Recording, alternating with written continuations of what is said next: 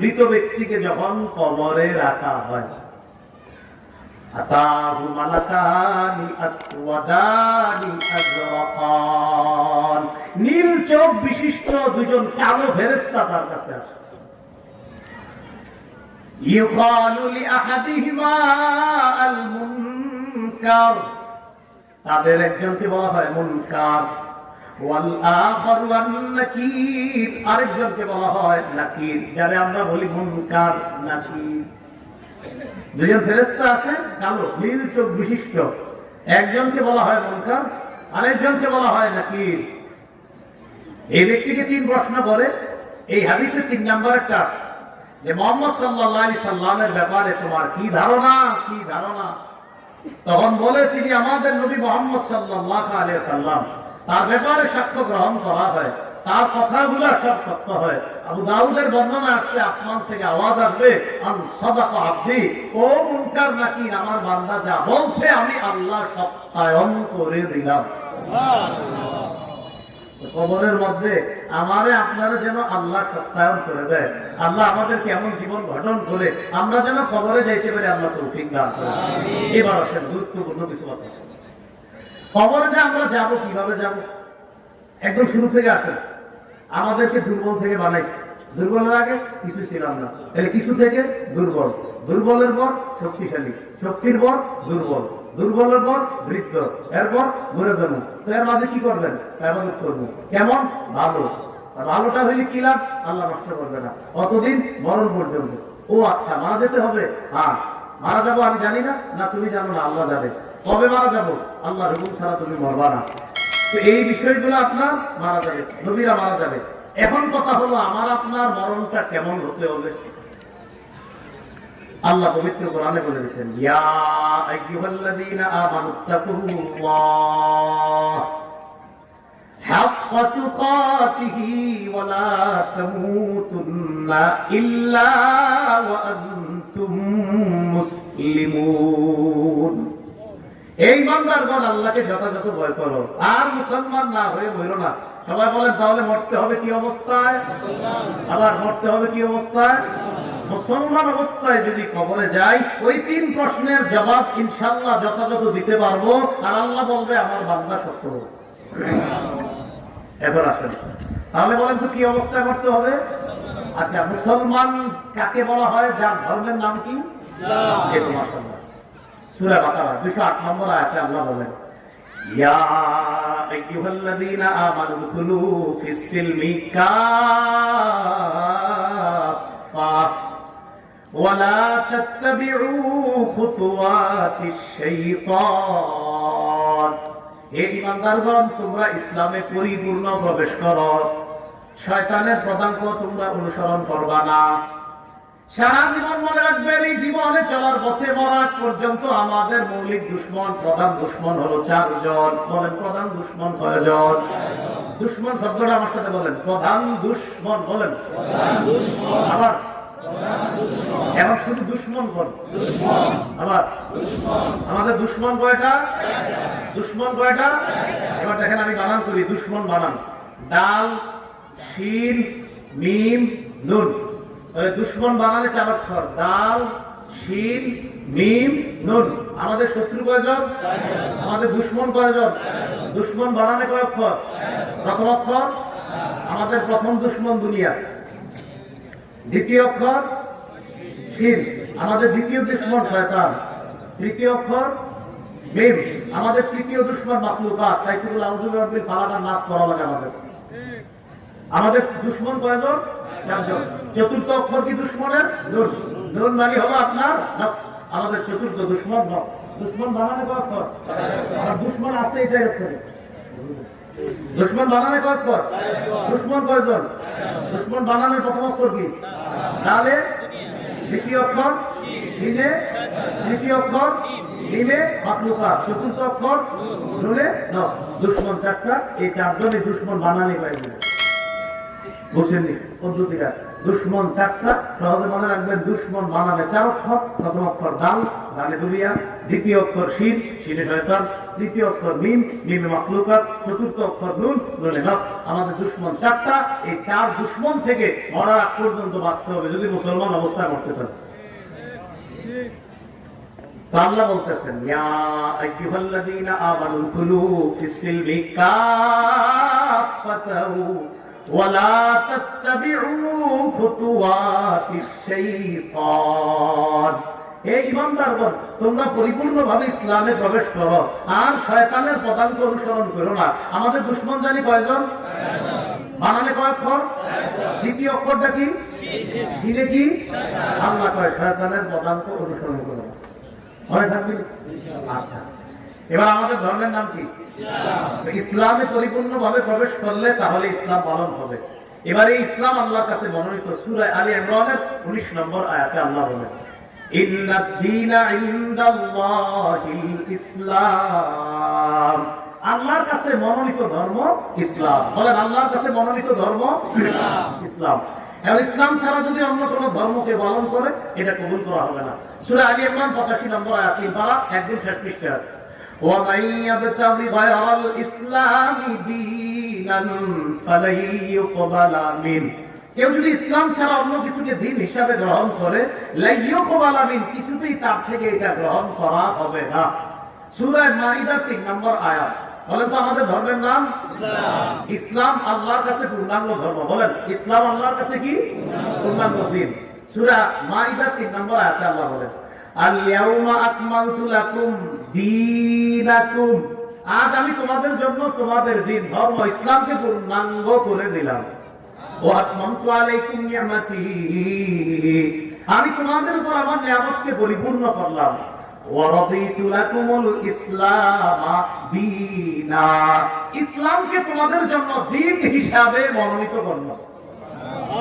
বলেন তো আল্লাহ পূর্ণাঙ্গ করেছে কোন ধর্মকে? ইসলাম। আল্লাহ আমাদের মরতে বেশি কি অবস্থায়? মুসলমানের ধর্মের নাম কি? ইসলামে পরিপূর্ণভাবে প্রবেশ করে আমরা যেন মুসলমান পরিচয় দুনিয়া থেকে বিদায় নিতে পারি, আল্লাহ তৌফিক দান। এবার আসেন, ইসলাম পালন করার সহজ একটা আয়াত মনে রাখবেন সারা জীবন, তাহলে আপনার সব বুঝে এসে যাবে। কয়টা আয়াত মনে রাখতে হবে? আমার কারণ তো অনেকগুলো মনে রাখবে, আপনারা যারা সাধারণ আপনারা একটা মনে রাখবেন। বলেন সূরা হাসর 7 নম্বর আয়াত।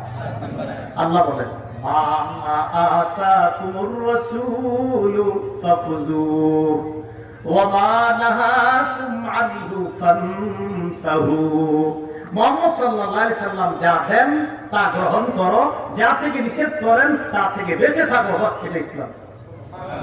মুহাম্মদ সাল্লাল্লাহু আলাইহি সাল্লাম যা দেন তা গ্রহণ করো। হুজুর কি দেয় আলেমদের কাছ থেকে জানতে হবে, জুমার বয়ান শুনতে হবে, প্রতি জুমায় হুজুররা কি বলে শুনতে হবে। ওখানে তারা বলবে নবী কি কি দিয়েছেন। ওমা নাহাকুম আনহু ফান্তাহু, নবী যা থেকে নিষেধ করেছেন এ থেকে বেঁচে থাকো। আলেম ওলামারা বলবে বয়ানে, খতিবে, জুমার মধ্যে বলবে নবী কি কি থেকে নিষেধ করেছেন। আল্লাহ নবী যা দিয়েছেন তা গ্রহণ করা, যা থেকে নিষেধ করেছেন তা থেকে বেঁচে থাকা, এইভাবে পরিপূর্ণ ইসলাম যেন আমরা পালন করতে পারি, আল্লাহ তৌফিক দান করুন। এবার আসেন ইসলাম কি? কি কি? আরে বলা না কি কি? হ্যাঁ, ইসলাম কি? সহিহ মুসলিমের বর্ণনা 8 নম্বর হাদিস, ওমর ইবনে খাত্তাব রাদিয়াল্লাহু তাআলা আনহুর বর্ণনা। এক ব্যক্তি রাসূল সাল্লাল্লাহু আলাইহি সাল্লামের কাছে আসার পর নবীজির 4টা প্রশ্ন করছে। কয়টা? বলেন আমার সাথে। ইসলাম, ঈমান, ইহসান, কিয়ামত। ইসলাম, ঈমান, ইহসান, কিয়ামত। এক ব্যক্তি এসে নবীকে 4 প্রশ্ন করছে। নবীজি এসে বলতেছে, আখবিরনি আনিল ইসলাম। হে মুহাম্মদ সাল্লাল্লাহু আলাইহি সাল্লাম, ইসলাম সম্পর্কে আমাকে কিছু বলেন।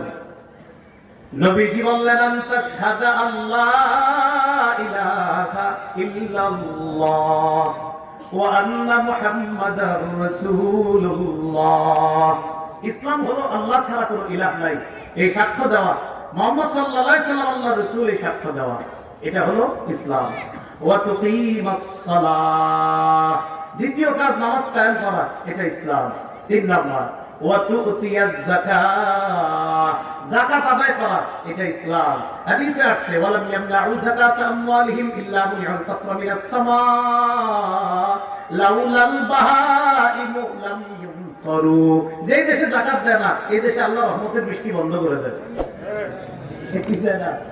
আর বলেন না কি দেয় না? ওই দেশে কি বন্ধ করে? এরপরে আল্লাহ কেন বৃষ্টি দেয়? নবী বলেন চতুষ্পদ জন্তুরা যদি না থাকতো আল্লাহ বৃষ্টি দিতেন না। হাঁসরা বৃষ্টি পাইলে আরাম পায়, জলহস্তিরা বৃষ্টি পাইলে মজা পায়। নবী বলেন ওই প্রাণীগুলাকে মজা দেওয়ার জন্য আল্লাহ বৃষ্টি দেয়, ওই বৃষ্টি তোমরা উপভোগ করো। তোমরা দেয় না, তোমরা যে যাকাত দাও না, তোমরা দেয় না, প্রাণীদেরকে আল্লাহ দেয়, এটা তোমরা পাও। নবীজি বলছে।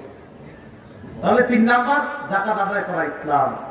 4 নাম্বার ওয়াতাসুমা রমাদান, রমজানের রোজা রাখা। 5 নাম্বার ওয়াতাহুজ্জাল বাইতা ইস্তাতাতা ইলাইহি সাবিলা, কাবা পর্যন্ত যাওয়ার সামর্থ্য যদি কারো থাকে, আবার কাবা থেকে যদি বাংলাদেশ পর্যন্ত আসার সামর্থ্য কারো থাকে, বাস তুমি হজ করবা। প্রধান উপায় বাংলাদেশ দিয়ে বললাম আমাদের দেশের জন্য।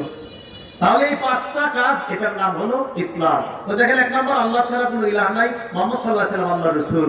2 নাম্বার নামাজ কায়েম করা, 3 নাম্বার যাকাত দেওয়া, 4 নাম্বার রমজানের রোজা রাখা, 5 নাম্বার হজ করা, এটার নাম হলো ইসলাম। তো আল্লাহ রাসূল সাল্লাল্লাহু আলাইহি সাল্লাম বলতেছেন যে ইসলাম হলো এই 5 জিনিসের নাম। আর আল্লাহ বলতেছে পরিপূর্ণ ইসলামে প্রবেশ করো। আমি নামাজ পড়তেছি না, রোজা রাখতেছি না, আবার অন্যদিক দিয়ে আমি বলতেছি হুজুর ফিলিস্তিনিরা এত মার কেন খায়, আপনি সামনে নামাজ পড়েন না। কথা কি? এরপরে আপনি নামাজ পড়েন কিন্তু সুদ খাইতেছেন, ফিসসিলমি কাফা তো হলো না। আপনি ফিসসিল আবার বলতে পারেন হুজুর ফিসসিলমি কাফা মানে এই 5 কথার মধ্যে কি সুদের কথা আছে? কয়ে বলতে পারেন। লা ইলাহা ইল্লাল্লাহ যদি গবেষণা করেন এখানে সুদের কথা পেয়ে যাবেন। আল্লাহ ছাড়া কোনো ইলাহ নাই। ইলাহ নাই মানে আমি 6টা জীবনে আমার রব মাইনা নিছি আল্লাহরে। কয় জীবনে বলেন? বলেন ব্যক্তি জীবন, পারিবারিক জীবন, সামাজিক জীবন, অর্থনৈতিক জীবন, রাষ্ট্রীয় জীবন, আন্তর্জাতিক জীবন। এই 6 জীবনে আমার রবকে। অর্থনৈতিক জীবনের রবকে।